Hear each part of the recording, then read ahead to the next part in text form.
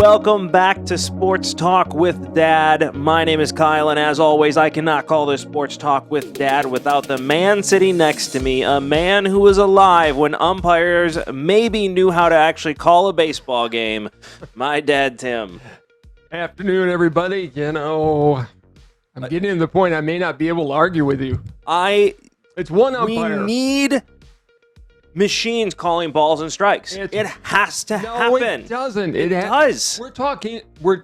For those of you who aren't sure, we're talking about Angel Hernandez. Yes. Check out this video real quick. This is Kyle Schwarber going nuts because once again, baseball umpires are ruining the game. Not baseball umpires. With not being able to call balls and strikes. It's one umpire that's been terrible since he got in. I swear to God, he's watching the catcher's glove. And if you look at the play where Schwarber gets thrown out of the game, that pitch, the catcher did a great job. He framed it. He got the glove into the strike zone, and that's when Hernandez called the strike. Before we get into this, and I prove my point even more, thank you so much for tuning into this show. Do me a favor, hit the like, subscribe, and get that notification bell going so you get notified every time we drop a video, so you get to enjoy this show as much as we enjoy making it. I apologize today for the glare you are going to see in my glasses. Yeah, why are you wearing glasses? My contact ripped inside my eye today while I was driving, so that was fun. I had to pull over on the side of the road before I killed someone or myself. Luckily, I was just speeding up. Literally and luckily, I was just speeding up past a green light when I felt the contact ripped in my eye. I just went like this, and it just ripped. I didn't even touch my eye. I had to take it out and drive one eye. That's why I never could handle soft contacts. I went from the real little original hard contacts to gas permeable until I couldn't wear them, for more than 2 hours at a time. Yeah. You've had soft since you were old enough to wear them. Since I wore contacts. Yeah. I've had soft contacts. I love soft contacts. They're very comfortable. You can't wear them more than, a month. Even the month ones I probably wear for 3 weeks and have to throw them away. You barely have a correction, though. In one eye, I do.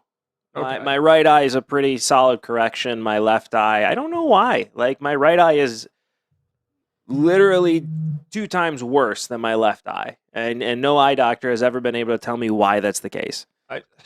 Look, I was 950 in one eye and 2,900 in the other. So when they said they could do LASIK for me, I was in. Yeah, it's on my docket, especially after today. That was terrible. I'm happy I was off the interstate. I'm happy I was just starting to speed up. I wonder if Angel Hernandez wears contacts. I don't know, but back to this guy, this piece of garbage. That's called a segue, by the way. I got to pound you on that one. That was well done. Thank you. Listen, Kyle Schwarber is one of my all-time favorite players. It's no secret. Obviously, he's a part of the 2016 Cubs World Series team. Was a big part of us winning that World Series. So whatever he says goes anyways, in my opinion. This isn't about him. This isn't about him. This is about Angel Hernandez being trash, being garbage. We have talked about him before on this show being garbage. I mean, this is a guy who tried to sue Major League Baseball to get on a World Series team when he can't even figure out where a ball and a strike is. Could you imagine had he been umpiring a World Series games with these kind of calls? I don't know how this guy has a job. I don't either. To be honest with you, he's been at the bottom of the league. Union or no union. Like, the union of umpires, in case anybody didn't know that, the players are not the only ones without a union. The MLB umpires have their own union as well. And union or no union, you have to look at this guy and say, okay, we're going to put you at least down in AAA because you're trash. Well, and getting back, he's actually, I think, a crew chief. He's been around for 20 years. He's now the oldest umpire in the league, at least career-wise, since, what's his name, retired? Yeah, Joe West. Joe West, thank you. But he's been bad since he's been in the league. He's never been a good umpire. No. He's missed calls on a regular basis in the field. Correct. But his balls and strike counts, and we've talked about this over the years, batters are good and catchers are good with, if you're calling an outside pitch outside all the time, right, that's fine. It's consistency. That's all they ask for. As hitters, all you can ask an umpire for is consistency.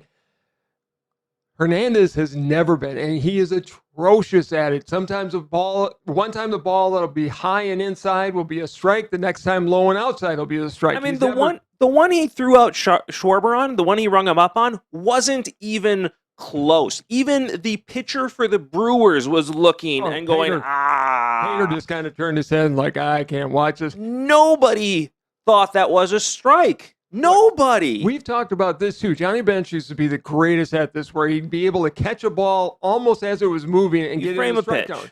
He framed it perfectly, and the Brewers catcher did a nice job framing it, but not that good. Well, nobody can do it that good. He had to bring that ball from almost at his knees into the strike zone, and he still rung him up. So I don't think Hernandez is seeing the pitches. I think he's never seen the pitches. He's reacting to the catcher. But this is proof, once again, you need to bring in the robots to call balls and strikes. You cannot use one umpire, the exception, to prove the rule. But it's what you said. It's consistency. I get keeping the game the way it is. I like the game too. I haven't hidden from the fact that I'm a fan of the game. But there's nothing wrong with having the umpire back there and having something in his ear or a light or something calling these balls and strikes. Train them to do He's one umpire in all of baseball. You can't train a guy more than 40 years to do a job well. Okay. Then Hernandez has to go. But it's not the rest of... Don't throw out the rest of the umpires because Hernandez is just awful. Listen, Boston University did a study, and I get it. This is back in 2018. It's the earliest information I could find. But according to this record, as of 2018, over 34,000 balls and strikes were missed. In that year alone, over 34,000 balls and strikes were missed. How many? It averages out to 14 a game, is what it is. You do the math on how many. I don't know. It's a lot. But still, that's 14 a game, balls and strikes missed. One is too many. 14 a game. Wait a minute. Back up. I need to see the parameters of this because it depends on, again, how are you setting the parameters?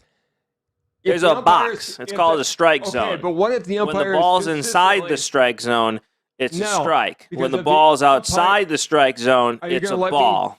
You asked what the parameters were. It normally goes from about here to the chest down to the knees. It's called a strike zone. And then you have the plate, and as long as it's in between the plate and within those parameters, are you done? It's a strike. Are you done? I just wanted to make sure you understood the parameters. No, I don't. If, in fact, the umpire had been calling it a half inch to a couple inches outside as a strike all night long, and the batters could adjust to that. Batters might there are some batters, and you know this, if it's a left-handed batter, he wants that ball to be inside. Right. If it's a strike once and it's a strike every time, that is a good umpire. You're not wrong. It's consistency. It's not about if it's a ball or a strike. It's about it being consistent all game long. And I agree with you on that. So if we take that into play, right, 14 per game, well, hey, that 14 per game may have been the same pitch every single time, called the same way. And I have no issues with that, but we're still talking 14 per game were missed, which can change the outcome of a game. I don't understand why you wouldn't want to bring in something that can be consistent all the time. Because I think the umpires do an outstanding job overall in calling balls and strikes. We're talking about one guy who you're using to, as balls and strikes are missed all the time. The exception. No, they're really not. And how can you say that? In that game we watched with Kerry Wood, and I'm going back 20 years, granted, but Kerry Wood wasn't, the balls that were called strikes, all those weren't strikes to use the box. There were some that are inside and out, and you've got to allow the pitcher to work the ball inside and outside. I agree, but here's the disadvantage umpires have today, is that on every TV screen, every baseball game, we get to see what the strike zone actually looks like. And if you're going to do that, you're putting these umpires in and besides Angel Hernandez, because I don't care if that square was there or not, that was a ball, no matter if you're watching from Mars with a telescope. But it puts the umpires in an unfair advantage looking at that box all day long with the game, because you know if it's a ball or a strike. The machine's already telling you if it's a ball or a strike. So no matter if the umpire is consistent or not, all the fans see is that, oh, this umpire's missing this all the time. Okay, except for the fact that you still have to program that box, and that box is going to change based on each individual that comes up to that box is the same size. And if you got a guy 6'6", that box still remains for a guy about 6 foot. That's not true. The box on TV does change if you're talking, Chris Bryant There's versus still- Judge versus anybody else that's coming to the plate. That box does change. That box is not accurate. I've watched a lot of them, and it's no more accurate than the guys calling. But it you beyond know the what it plate. is? It's consistent. It's consistent. And you saw what happened with Angel Hernandez last night. Not only was the Schwarber pitch a miss, It was all night. I watched the whole game. the next batter, Yes. he called that pitch that was within 2 centimeters a ball. I know. Angel Hernandez, you're using one terrible, terrible umpire to prove your rule. And you can't use an exception to prove the rule. I Umpire- believe I am. I don't think you are. 34,000 missed calls over 89 umpires in 2018 alone. That equals 14 per game were missed. That's Boston University study. I know, and I want to see the parameters they use. Look, My point is even if one is missed, it changes a game. Look at the issues we're having with the NFL and missed calls. Look at the Saints game. Who were they playing? I don't even remember. Was it the Rams? yeah, It was a long time ago. Well, it was like 3 years ago that The pass interference, that missed call changed the game. Imagine with balls and strikes. It's something small, it's something little, but when every ball and strike matters, you're changing the game. We're just going to agree to disagree on this because I don't want to. We're not going to agree to disagree. We are going to say I am right. No, because you're not. I am right. No, you're not. We need to bring in machines to assist in think- balls and strikes. I would much rather see them get rid of that box because it is I hate the box on TV, the box is it's a misconception. but I like the box on TV if it's consistent with what I'm hearing called all the That time. box is a There's misconception. nothing more horrible than seeing a pitch that is outside the strike zone being called a strike, no matter if the umpire is being consistent with it or not. It ruins the fan experience on TV, and proof again why baseball on TV is not fun to watch.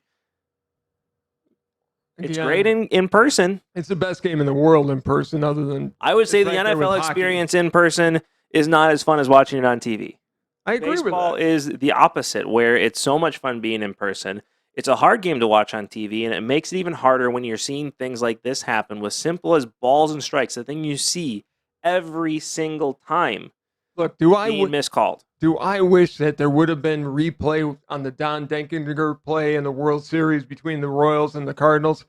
Yeah, Or the Jim Joyce call or the versus Jim Joyce call. Galarraga. Galarraga, thank you. I mean, he had a perfect game taken away from him, and Jim Joyce is a really, really good umpire. He He knew is. he blew a call. He And is. he had no way to correct it. Now, listen, there's another study out there from Bleacher Report that shows 99.5% of calls are made correct by umpires. That's another study that's out there. Do I think these umpires That was do the it? one that you didn't send to me. I did send it to you. I sent it in your email so you could prove your own point, and you didn't bring it up. So I'll bring it up for you. Is it 2 minutes before the show does not give me enough time to read the article? I'm sorry. Doesn't matter. I'll prove your point for you. Thank you. Umpires out there are great. And what that article shows is that when you're talking out in the field, 99.5% of those calls are correct. And that's true, but that study doesn't include balls and strikes because balls and strikes are a different. It's a different metric. animal, and I'll grant you that. I don't ever want to see. I like the fact that if a call is missed, fine, you have a replay in the field to correct it. Baseball On home run replay is the calls, best replay. It's quick, 2 it's seconds, done. it's done. Yeah. Make sure the call's right. I mean, I hate the new slide rule, and we'll do a The dad new rant on it slide someplace. rule is It stupid. is ridiculously stupid, and we could do a dad rant on that. But, baseball, for the most part, is an easy game to understand and to call. The balls and strike, I will grant you, is the hardest thing for any umpire to do. And if you want to go old school, I think the balls and strike have slid down since the guys got rid of the balloon chest Sure. protector. The strike zone was just higher. And it always says it's from the letters to the knees. Right. Well, that's not true either because a ball that's just below the knees, that's a strike. So it's really about mid shin to It's the bottom of the kneecap. the top of the rib cage. It's the bottom of the So kneecap. I don't want to see Angel Hernandez needs to be retired and put out to Don't even retire him. Just Dude go just away. needs to be fired. No pension, no anything. You've ruined this game enough. I was listening to a show, the radio show this morning, and they said, could we do a Hard Knocks where Angel Hernandez has to go down to AAA? And I wish they would. I wish they would too. I think and to give credit, it was Jen Latta who came up with the idea, and she's brilliant, and she was exactly right. Yeah. And listen, of the exact number is 34,294 strikes were missed in 2018, strikes and balls. Of those 34,294 of those, 30,000 were probably Angel Hernandez all by himself. But it's still enough where, again, even if one is missed, there's nothing to question. Of course there is. Of course there is. If there's an umpire that's calling the same pitch a strike every single time, I understand what you're saying there, if it's consistent. And the question is consistency. And are there umpires that go into a game consistent? Yes. It still can be more consistent. And if you have the technology to make it consistent, why wouldn't you do that? You want more runs to go up. Why not give the batters a fair chance to actually see what these balls and strikes are going to look like? I don't want Moneyball into the game any more than it already is. Moneyball. It is. I don't want the computers to be running this game. How is it Moneyball to say, hey, we're going to accurately tell you what's a ball and what's a strike? How is that Moneyball? This isn't analytics. I'm with you. Analytics in baseball suck. This isn't an analytic. It's another computer coming in to run the game. It's not to run the game. It's to help make the game better. It's in the same way replay makes the game better. Train the umpires if you've got an issue to be better and more consistent. You're using one guy who's been bad since the day he came up to prove your point, and he can't do that. I would argue that computers made college better. College football, when they had the BCS National Championship. I hate how it is now. We always thought, the human element's going to make this so much better because it's going to be people choosing the better games. Well, what has that turned into? It's turned into 3 teams and really 4 teams in the college playoff every single year. We know who's going to be there. It would have been that way with the BCS. The BCS, it goes by complete numbers. So we get back into, I'm making a point. I'm not changing the subject. I'm making a point, which is the BCS actually made college football better. I don't think it did. And you would have had the same teams over the last 10 years. Alabama would have been in the playoffs every single year in the BCS. Which is fine. Alabama's been the most dominant team. But if you bring that element into baseball as well to call balls and strikes, it doesn't hurt anything. It just makes it better. It makes it consistent. Rather than changing the balls, rather than trying to change all this, just make the strikes and balls consistent, and all of a sudden you'll see the offense go up, and you're going to force the pitchers to actually learn how to pitch. No, because the inside part of the plate should belong to the pitcher, and they should be allowed to pitch inside. Change the strike zone to represent that, and have the machine make that call. They use Hawkeye in tennis to use your. And it's one of the greatest things ever invented. Stop. And you have to. The judges are still there and they call it, and each player gets like 2 appeals.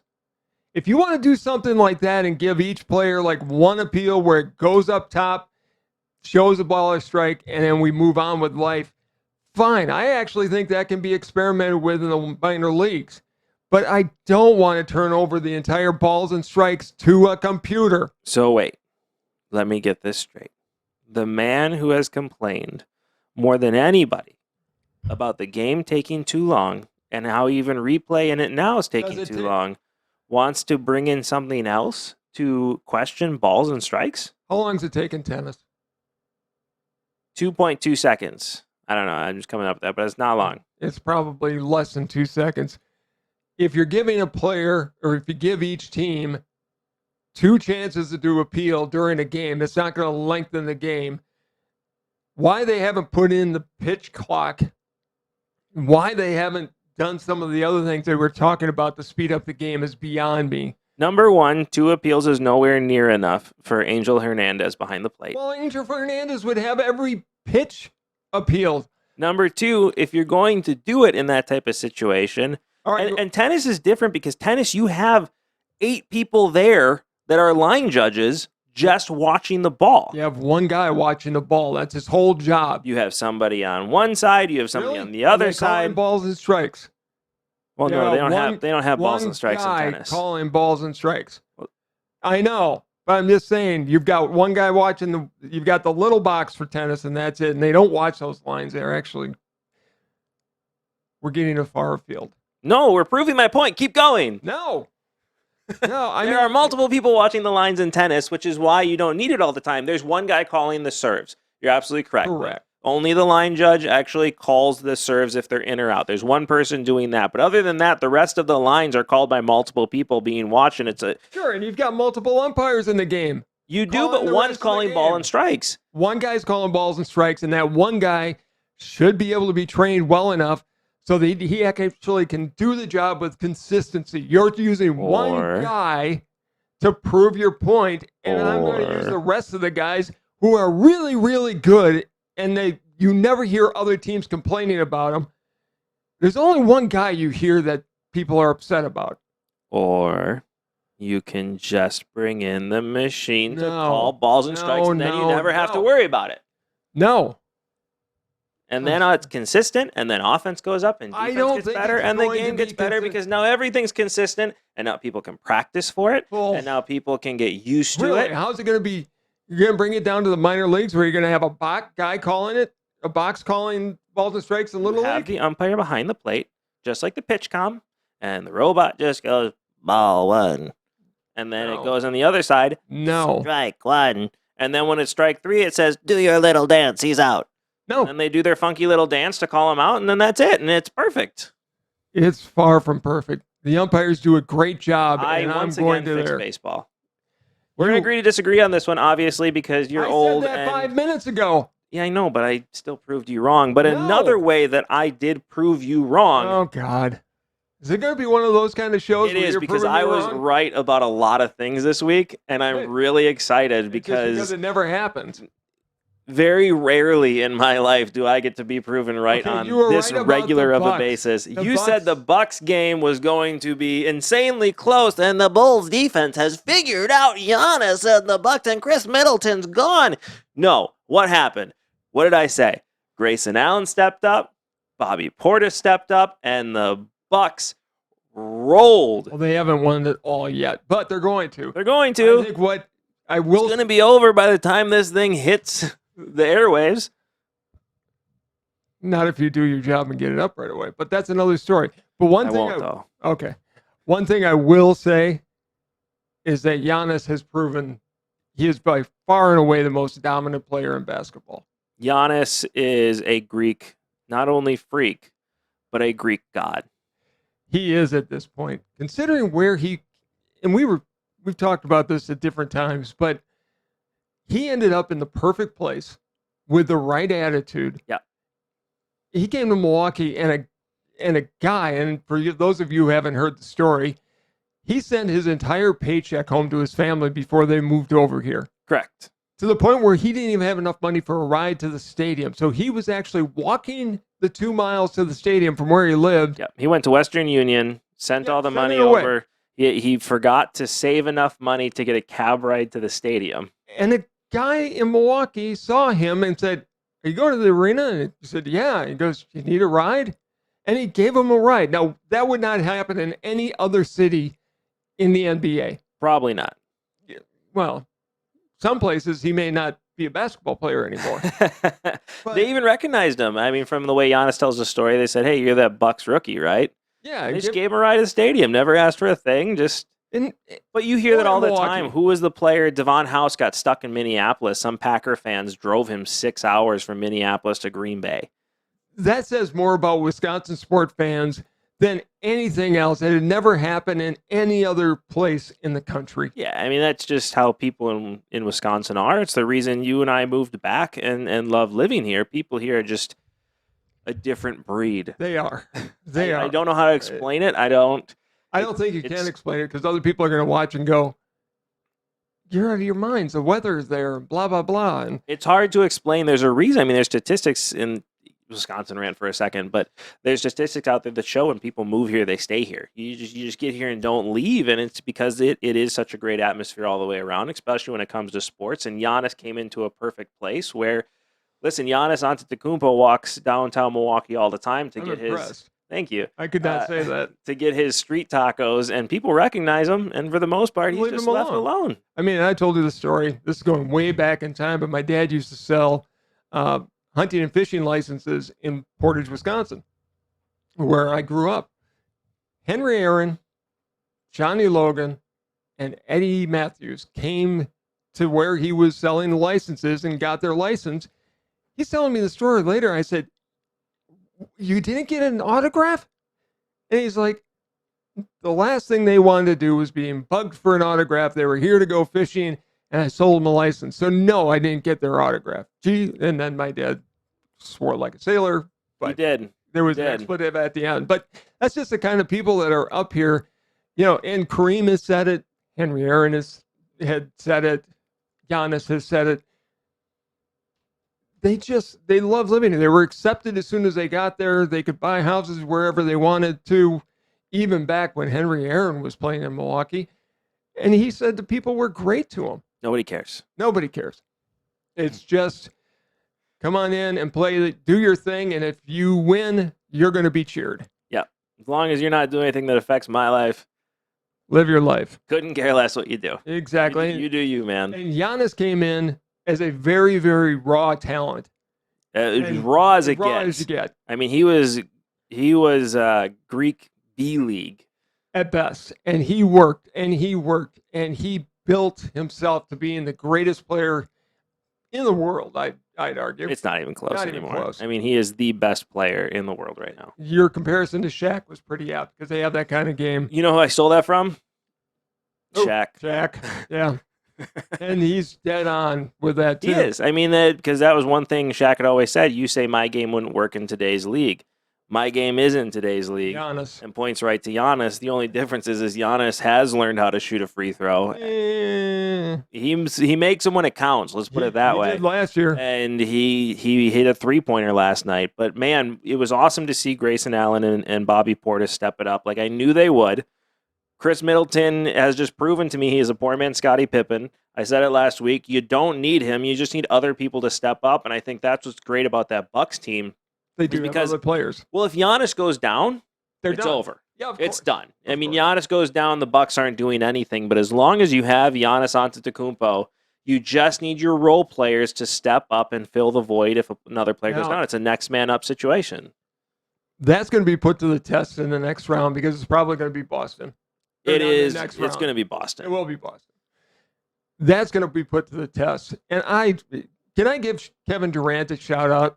Because that guy has had everything put on his shoulder. He's got to be exhausted. Kyrie Irving, Stephen A. Smith said it last night, and I completely agree with him. Never, ever, ever give this guy more than if they could give him a 6-month contract, that's what they should give him. You said it when we were talking about it earlier, and I think you're absolutely right. Kyrie Irving just doesn't want to play basketball anymore. I don't think he does. I don't think he has any interest. It's the same thing with Colin Kaepernick with football. They don't have any interest in playing the sport anymore. No, I think Kyrie... I think they love being around it. I think they love what comes with being in the sport. The money. The locker fame room, that comes with it, the locker room, the guys, everything that comes with it. I don't blame them for loving that, but I don't think they want to be a part of the game anymore. I don't think Kyrie Irving loves the game. No. He can't. No. He can't. Because if he did, he'd take the steps to at least be showing up in these games. And he's given Kevin Durant going, it's your game, just take it. Right. I'm going. And this has nothing to do with, he should be rested. I mean, he got half the season off. Yeah. He should be ready to go. I get that it's Ramadan. I understand he's fasting during this time, and you got to do that. I mean, if you're devout, do it. But it's sun up, sundown, right? And I've known people that celebrate Ramadan. You have as well. And I tell you what, I've known people that celebrate Ramadan and play in sports during the season. Yeah, and when that sun is down, they're eating. And they're waking up before that sun comes up. That's when they do it. Make sure they have enough carbs in their system to last the rest of the day. They're still eating 2 to 3 to sometimes 4,000 calories while that sun is down to make sure they have that energy throughout the day. Now, they're still going to be worn out, obviously, because they're fasting during the day, and it's going to hit you. But again, I've known these people. they still make sure they get their calories. It's just all at once. Kyrie Irving he shouldn't be playing anymore because he doesn't have the desire. Right. He should, his comment about, well, normally we have a full season to gel, and this time we'd be gelling. Well, whose fault is that? Well, he also proved earlier in the season that he wasn't coachable by making the comment saying, well, I don't think we have a head coach. KD sometimes coach, I'm sometimes coach. So when Steve Nash comes in here, it's not really like having a coach. Okay, you're just showing right now that you are uncoachable. I think once he went to Boston and got everything he wanted, he got his own team. He got to be the star player on his own team. He got everything he wanted, and he hated it. Steve Nash is going to be fired, sadly. Yeah. And they're going to bring in another coach who's and Kyrie's not going to listen to him, so it'll be another sacrificial lamb. I don't think Kyrie's there. I hope not. I don't think Kyrie's there. I feel bad for KD because people are saying, well, what's going on? Well, he's played 40 minutes the last 6 weeks. He's had to. They've had to fight it out every single game just to get into the playoffs. He has played every single minute of every single game for the last 6 weeks. He's exhausted. He's carried that team for the last, at least most of the season, not even 6 weeks. It's not even about the Celtics defense. If you have a well-rested KD, nobody's stopping him. This series is shifted in the other direction, but he's just so tired and burnt out, and I don't blame him. This has been a terrible experience for him. He deserves better. He deserves a lot better. He's too good of a player to be treated the way that he is. But he can come to Milwaukee, and he can play with Giannis Antetokounmpo. Can you imagine that? Can you imagine if Kevin Durant decided, listen, I'm done with Brooklyn. I want to go win. I'm going to go play in Milwaukee. Is there enough basketball? Yes. Between Giannis and Kevin Durant, Giannis, the man who will hand the ball off to Chris Middleton or Drew Holiday and say, you go ahead, you guys win it. There is enough basketball for Kevin Durant. Nobody would touch Milwaukee if that. I think at this point, I think it's going to. I mean, in the West, it's going to be Golden State. I don't know. I don't think Phoenix is getting out of this at this point. They're rolling right now in the series they're in. Golden State is just. I mean, they're back to what they were a couple years ago when they were completely healthy and moving the ball around, and Steph Curry making everything in sight. I tell you what, this is the most fun NBA playoffs I've seen in a long time. I mean, any single team in this playoffs could legitimately be a contender. And because this is the Kyle gloats and his Kyle is right show today. I like it. They also said the era of the super team is over. Yeah, they did. Yeah, I said that last week. Yeah, I know. Yeah, I said that too. Because it's true, because you need one star and you need a lot of role players. The thing is, when you had Miami, when you had LeBron, when you had Dwayne Wade, when you had Chris Bosh, 3 of the top 10 players in the league, those guys played every single game together. That was a LeBron creation. He wanted to play with his buddies. It was a LeBron creation, and you had 2 players that were willing to sit back and let him lead. Okay, we need to move on. Not that I wouldn't love to keep talking about this, but we do need to move on. We're on the Kyle is Right show. Yeah, well, we're going to go to Kyle's prediction show because we've got an NFL draft coming up this week. We do. I'm excited. This is going to be the most exciting draft of a while. I was going to say all time, but that's not true. No. Well, but it's the most exciting draft. There could be more trades than we've ever seen before. We're going to see a lot of trades coming through. I think that a lot of teams are going to make some moves. There is one trade that did pop up that I think is absolutely stupid. But Seattle would love it, where the Packers trade up for the number 9 overall pick and trade Jordan Love, the 28th pick, and the 59th pick to Seattle for the 9th pick. So who in the world are the Packers getting the 9th pick for? Who are they going to grab? No idea. I in this draft, you would think it's a wide receiver, but I think they have to be targeting a defensive back if you're going to go up to number 9. Well, why would you want to do? You have 2. You just drafted 2, and you have a safety. Look, I'm just telling you what is in this draft, and seems to be the most talent in what positions. You're not going to take an offensive lineman, I don't think. 100% they're going to take an offensive lineman. You have to. At number 9? Not at number 9. Well, that's what I'm talking about. Unless that kid from Northern Iowa ends up shooting that high in the draft. There's nothing that, I haven't seen anything that would say to me, go up and get him. Hold your thought real quick because we do need to do this before we go any further. Do me a favor. Don't forget to do this right here, which is like, subscribe, and hit that notification bell so you get notified every time we drop a video and you get to enjoy this show as much as we enjoy making it. It's a dumb move.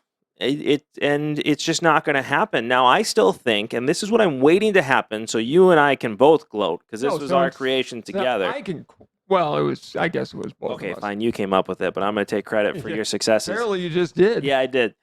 It's on this show. You've done it your whole life. Yeah, I know. It's the joy of being the son. My kids will do it to me too, I'm sure. But we have a trade in place that I think could very likely happen, which is you trade that 28th overall pick and A.J. Dillon for DK Metcalf. That makes sense to me because it's a win-win for everybody. Pete Carroll loves the big bruising back like he had with Marshawn Lynch. Right. And the Packers need another wide receiver. They don't have enough there now, and I don't want them to rely on somebody they're going to draft because that kid, whoever it is going to take 3 or 4 years to get into the league. Well, and especially if say you want to go up for 9, right? So all of a sudden that trade turns into Jordan Love. Okay. You trade the 28th pick and you trade the 59th pick and say a 5th round pick, okay? And you get DK Metcalf and the number 9 overall pick and you include A.J. Dillon into that trade. I think it's a great trade because then you jump up to number 9. All of a sudden that Alabama kid who's hurt, now it makes sense that you draft him. He's going to be there in November, hopefully healed up and ready to go. Sure, but you're not going to need him because you've got Metcalf. You're going to have DK Metcalf. You're going to have Sammy Watkins. You're going to have Alan Lazard. You're going to have Randall Cobb. All of a sudden, that wide receiver room is as stacked as it's been since 2011. That makes sense to me. You've got to have something more than I'm seeing from that draft. I mean, there's nothing in that trade that makes sense to me as this is the guy you've got to go and get. I don't see that for the Packers with the needs that we have. Like I said, you have the kid from Northern Iowa. I forget his name. I'm assuming you're looking it up. But he's awesome and has been projected as a high draft pick for the Packers for a long time now. I could honestly see the Packers walking away from this first round without picking a wide receiver. And I could too. Let me tell you, Brian Gutekunst, as bad as he is in later rounds in the draft, has been an all-star in the first round. I mean, he took one first-round pick and turned that pick into Jair Alexander, into Rashawn Gary, and into Darnell Savage. And he's been very, very good at doing those kinds of things. Right. He drafted Stokes, who has been a rock star for us. It's just a matter of we got 2 picks. What are you going to do with it? And that's what I don't know. I don't know why you trade up. I just don't. But that seems to be the main conversation surrounding the Packers right now is get a weapon for Aaron Rodgers, trade up and grab it. But who are you going to go and grab? You're going to have Pickens available later in the draft. You have Dotson from Penn State that you could go and get, but I think he's going to be there later in the draft. I do too. You have Olave from Ohio State and the other Ohio State wide receiver. I don't think those guys are worth trading your draft for. There's nobody that's worth trading in the draft. I mean, you're not going to. I think that the wide receiver, is it Jameson Williams from Alabama? Yes, Jameson Williams. Thank you. You're welcome. I think he's going to go in the first 15 picks. To a team that can wait. It could be Kansas City. I could see them moving up to grab him. Yep. Or I can see the Packers grabbing him. You know who I see taking Jameson Williams and just making everybody look stupid because of what they do is the New England Patriots. It would make sense for them to do it. I could easily see the New England Patriots. I mean, then again, Bill Belichick striking out on wide receivers has been a thing, so it's very possible that he doesn't turn out at that point. But I could honestly see him going to the Patriots at some point. The Chiefs, I could definitely see trading up for him at some point. I mean, you need him there for the stretch run. The question is this kid mentally tough enough to overcome that and then step into the middle of a season without a training camp, without anything, and a new speed of a game, and make a difference come a playoff run. And that's going to be the hard thing. This guy's a rookie, and you are expecting him to not only come off an injury, but come up into a game that is high speed on a winning team into a playoff run and expect him to make a difference. It's not going to happen because any wide receiver is going to take a few years in the NFL to come into their own. Yeah, unless you're Jamar Chase. It happens, but it's rare. Right. And you need, especially with Aaron Rodgers throwing to him, it's all timing with them. And it takes years to develop that timing, especially when Rodgers refuses to come in and work on OTAs. Right. So whoever comes in just needs to rely on his wide receiver room and work with the backup quarterback. Who knows? I do think Jordan Love moves on draft night. I do too. I have no doubt. The other question comes into play is another guy that I think is going to move is Baker Mayfield. I think you're going to see him move pretty early in draft night. I was surprised that Seattle hasn't already tried to make a deal for them. I could see him going. I think Carolina is his end point. The problem is that you know what the Browns are going to want is a first-round draft pick. But as I was saying that, I'm just thinking, okay, because what the Seattle Seahawks have, very high draft picks this year, right? That would make sense if the Seahawks were to look at the Packers and make that trade for at least one of their later round first-rounders and then flip that later round first-rounder for Baker Mayfield. And put Baker Mayfield on the Packers? No. Listen, you're supposed to be able to follow my train of thought no matter if I explain what I'm saying or not. Let me get back to it. Obviously, my brain went different directions, and I didn't explain myself well at all because I expect people just to understand. My wife understands me after 12 years. You're supposed to understand me after 33, okay? No, she doesn't. I still have to explain myself to her.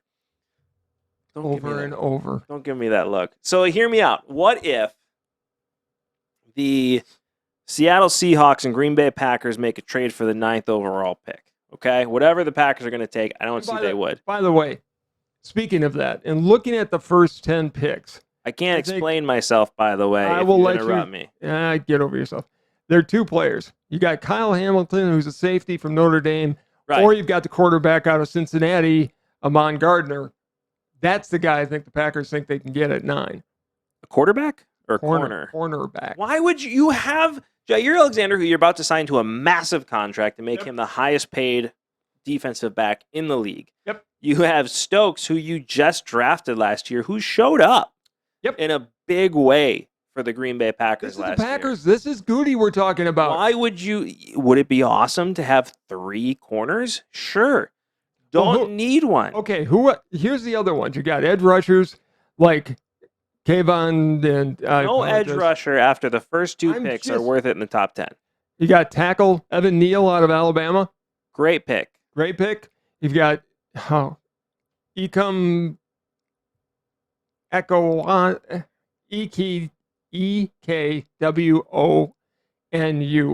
You pronounce it. I can't, and I do apologize. No, I'm having fun listening to this. Wow. Keep going.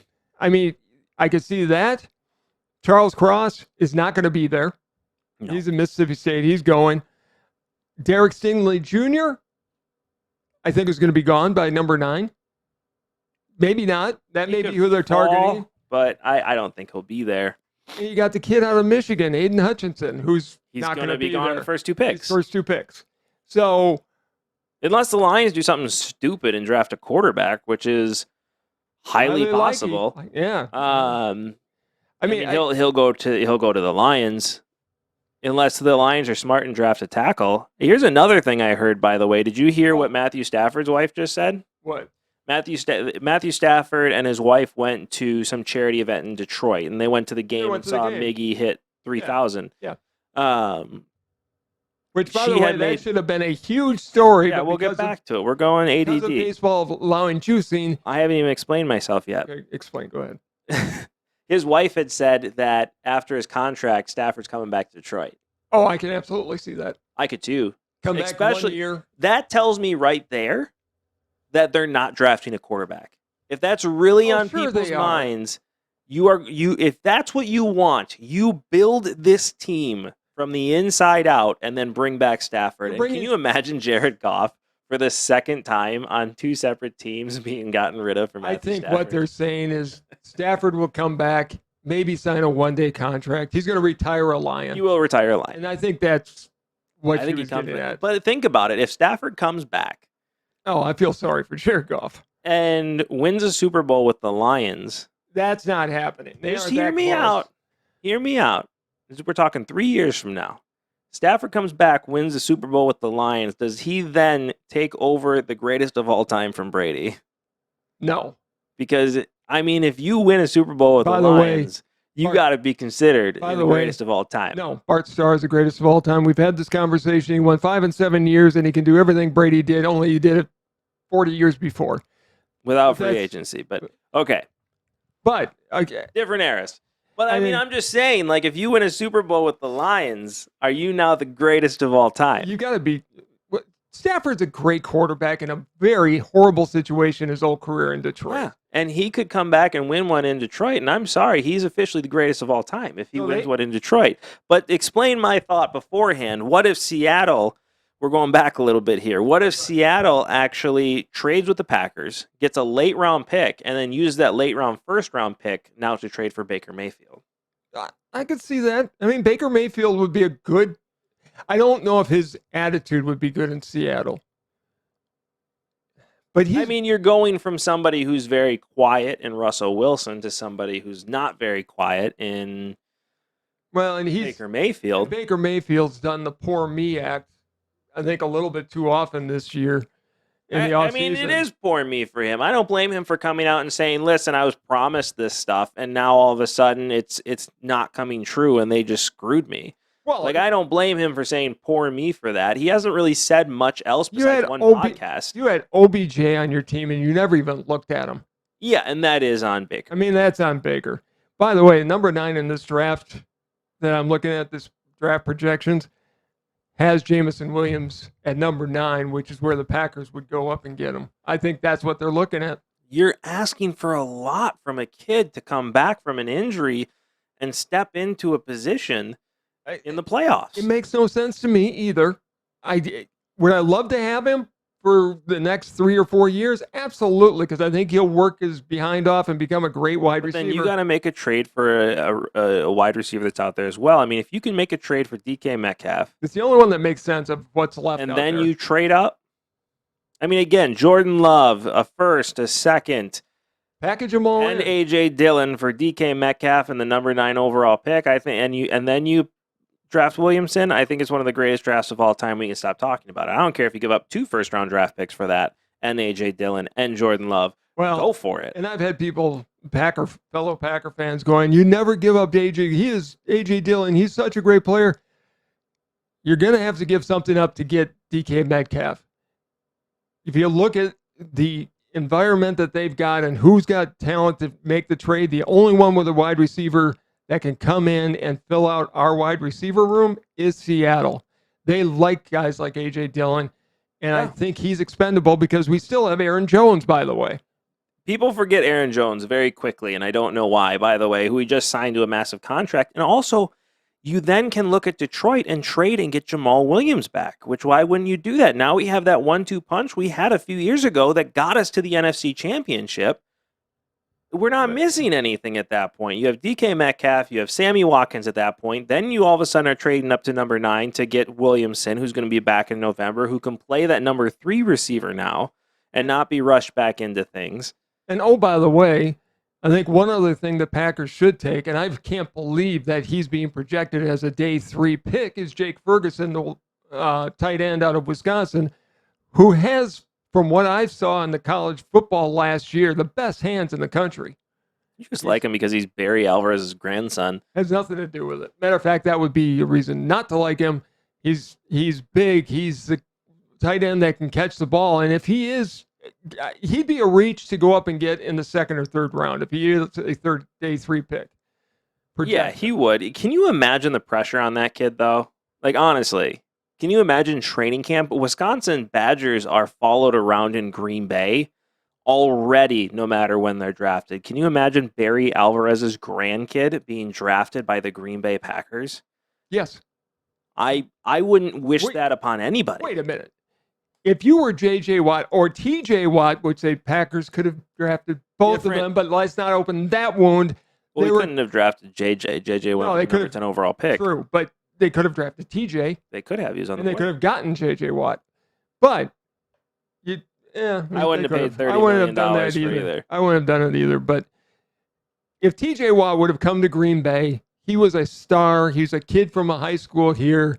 Similar situations, minus the Barry Alvarez connection. I still think Packer fans are going to give him the most encouragement and the most chance to succeed. So I Sure. don't think it's going to be like, it's not going to be some places where it'll be a ton of pressure. He can come in and just do his job. He's not the grandfather or the grandson of the godfather of Madison. Like it or not, Barry Alvarez is a mob boss in Madison. Like that dude walks down State Street and people need to move aside. Like that happens. I've seen that guy walk down State Street. He is the godfather in the state of Wisconsin. It's a different ball game. I think it'd be a different ball game in Green Bay because Packers own Green Bay in the way that Barry owns Madison. I just think it'd be a smart pick later. If it's a 3rd round pick or a 4th round pick, the expectations aren't going to be that high on him. And he is that kind of a big tight end that can run. We've and had has great 7th hands. round picks that are drafted out of the University of Wisconsin, and people surround them more early on than they do Aaron Rodgers' locker. I think it would be a smart pick because he's got great hands and he can catch the ball. How many times have we talked about Bubba Franks and that little turn button hook route he used to run in the end zone? Ferguson will catch that pass. Robert Tonyan's coming back. He was a huge red zone threat for us 2 years ago when he was healthy. Okay, we'll have both of them. I can live with that. That's Because fair. Ferguson can also block. So I'm good with Bring that. back a Keith I just think Jackson, he's- Mark Chimura I combination. just think he's the kind of tight end that would fit well in the Green Bay offense. He could. I I'm mean, surprised hey, he's not higher. it'd be a great pick later in the rounds. At this point, I'm interested to see what's going to happen come Thursday night because it's going to be an exciting first round. I mean, you're not going to see me off that couch. I don't care what Bluey episode the kids want to watch. I'm watching the It's gonna NFL be draft. Look, I think we know the first couple picks, but do we? Because we don't know what Jacksonville's going to do. It's not like last Is year. the first overall pick going to be A.J. Hutchinson or the kid from Georgia? I mean, that's the That's what it's question. coming down to. And then, Who's it going to be? Or do the Jacksonville Jaguars draft Kenny Pickett? or do they trade back? I think there's that. Nobody's too. going up with the number 1 overall pick this year. There's no quarterback that you go up and grab. The only time you go up and trade your draft for the number 1 overall pick is if there's a quarterback that can change your franchise. You don't go up for an edge rusher. I've heard so much talk, especially in not the number 1 pick, I grant you, but the 2, 3, 4, they all want to trade back right now. Of course they do, because there's nothing there. I'm still hoping that Detroit drafts quarterback. Well, yeah, because then, I'd have to pay for golf the first time this year. I can hope. For those of you that forgot, he predicted 5 quarterbacks going in the first round this I year. did. I said 4 or 5. And just there, for the record. you said 5. I said 4 or You 5. said 5. I went with 5, but I did say 4 or 5. You to start. said 5. I'm going And to then lose the bet. emphasize I'm going to 5. lose. I'm going to lose the bet. Okay, I bow down. I'm paying for golf the first time.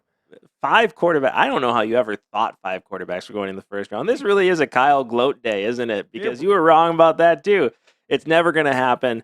I don't know if Willis goes in the first round anymore. Speaking of quarterbacks, Well, that guy has fallen off the radar. Which Kenny surprises Pickett's me. all of a sudden jumped up. You have Matt Corral, who all of a sudden is being talked about as a high draft pick. And I feel sorry for Pickett because while he is the most NFL ready, that is so. If you draft him in the first round, especially earlier in the draft, you're expecting him to play, and that kid is not ready to play. If after playing 44 games in college, you're not ready to play in the NFL, then you're never ready to play in the NFL. Would Aaron Rodgers have been ready to play? It's different. He had only played at D1 college levels for a year or two. He was a starter for, a year and a half? Okay. This guy's been a starter for 4 years. Alex Smith was a day 1 starter. Look what happened. Yeah, but he wasn't ready to play. Even if you are projected and you've got all the skills, I'm sorry, you're better off if you can sit for a year or 2. I agree. They should be able to sit. The problem is Kenny Pickett's going to come in and get the nickname Whopper Jr. like he should because, you can eat those with tiny hands. Thank you. I appreciate the shake of the head there. I'm proud of that one. Thank you. Thank you. I appreciate that. That should have been a rim shot, not a clap. That was just bad. I like the clap, though. That's sounded wrong. I'm moving on from that. Anyways, Mr. Tiny Hands is going to come in. He's going to fumble 25 times. I mean, but Malik Willis is falling off. Matt Corral from Ole Miss is being highly sought after now. I could see somebody trading up for him at quarterback. I could see Willis. Willis is as close to Michael Vick as we've seen in any draft in a long time. Oh, I don't think he's not that electric. He could be. He's got the potential. Don't forget what Michael Vick was. Michael Vick was a Hall of Famer, and he was outstanding. But he's got the same set of skills. He's got great legs to run with, and he's got a strong arm. He does, but to compare, Robert Griffin III was closer to Michael Vick than Malik Willis is. No, I don't agree with that at all. I don't think so. Not Robert. I never looked at Griffin III and thought there's a guy who's. I never put those two together. I put Willis and Vick together. They're the same kind of body style. And I don't compare anybody to Michael Vick. Michael Vick was the most electric player to ever come out of college. He's one of the most electric players to ever play in the NFL. And honestly, when all that went down, was turning the corner into becoming a great quarterback. Well, he came back and was a great quarterback. Yeah. I mean, let's face it. He learned a hard lesson. I think he's terrible human being at that time. Did a terrible thing. He has definitely turned his life around. Let's just talk about him as a player now. I mean, if he doesn't take those 2 years off, he's a Hall of Fame quarterback. I think he might still be now. Yeah, I really agree. I agree. But Willis has got the same kind of skill set, but he's got to sit behind somebody for at least a year or two. I think Willis is possibly going to fall into the day two. Day two of the draft, into the second round. I honestly, unless the line, if he falls to 32, I mean, the Lions have to seriously take a look at picking him up. So Pittsburgh needs to draft their future because Trubisky's not going to be there Everything I am hearing out of Pittsburgh right now is Trubisky is the real deal. Yeah, sure. And he is big. He is very much like a Big Ben type quarterback, a big body who can move more than Big Ben, who's got a good arm. I mean, you got to remember what situation he was with a head coach that never wanted him and tried to turn him into a quarterback that he wasn't. Talk about needing experience. That guy started 8 games and then came into the NFL and got the unfortunate situation of being drafted to the Bears. Yeah, anybody drafted by the Bears, it's a career ender for almost any quarterback. Especially when you have a coach that never wanted you to begin with. He's going to have to prove himself to me because I still don't see it. He is, but if anybody's going to be able to turn him around, it's Mike Tomlin. Mike Tomlin's one of the greatest coaches of all time. He's going to be patient with him, but I think they need to draft somebody. What other? Carolina needs one. Seattle needs a quarterback. I think Seattle's going to make a trade. Everybody's saying that Carolina's going Kenny Pickett's with the number 6 overall pick. I think that's a mistake. I do too. I think they'd be better off getting Baker Mayfield. Or sticking with Sam Darnold. I think Tampa Bay should draft somebody if it falls to them. They got Kyle Trask sitting back there, though, who they're very happy with. He was a second-round pick last year. Out of Florida? So. I mean, the Glazers at this point are just trying to sell tickets. Oh, yeah. Talk about pressure. Put a Florida kid on a team in Florida. It happened in Jacksonville. He took him to the AFC Championship. Don't see it.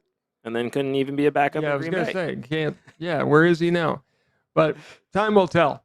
I can't wait for Thursday night. Is the bottom line, we've digressed into our own little conversations here, but just to wrap it up here, the first round of this draft is probably going to be the most exciting we've seen possibly ever, because I think there could be significant moves happening on day one. I think we're going to see more moves trade-wise than we've ever seen. I think, and I mean not only just for picks, but for players.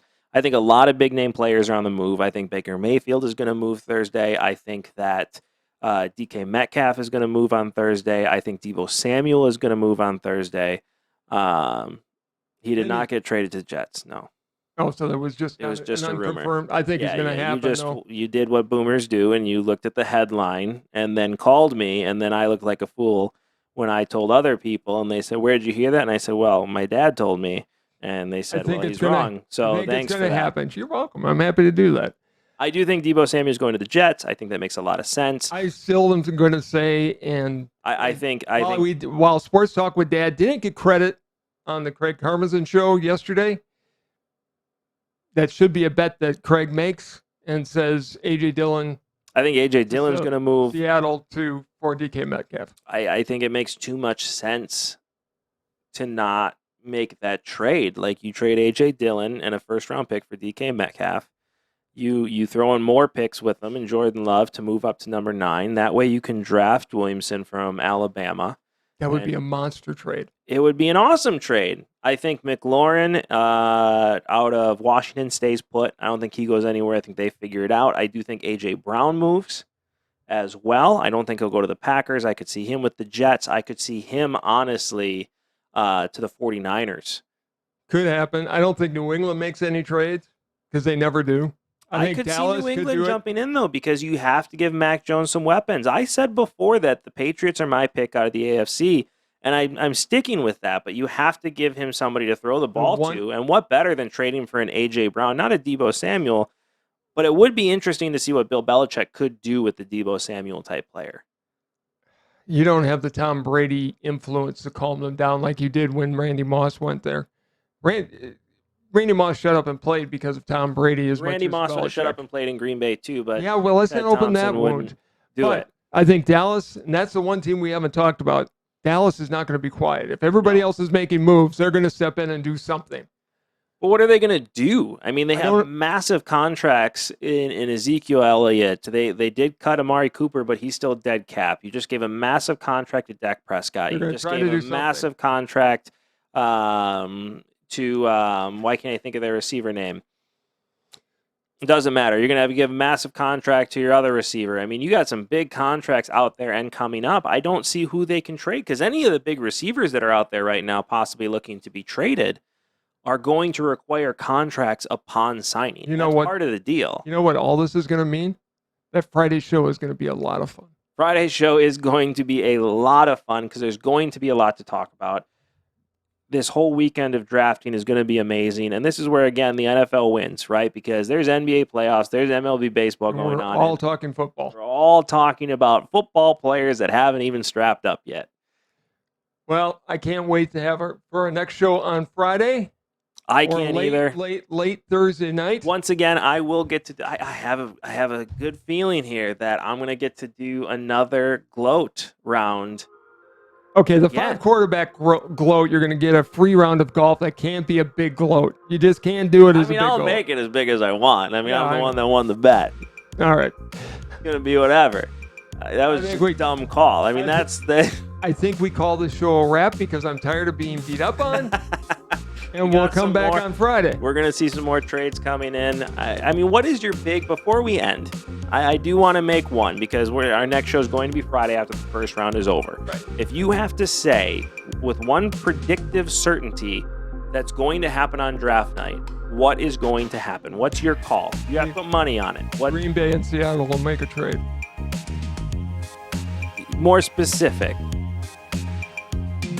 It's either going to be Jordan Love. Okay, the Packers are going to trade Jordan Love.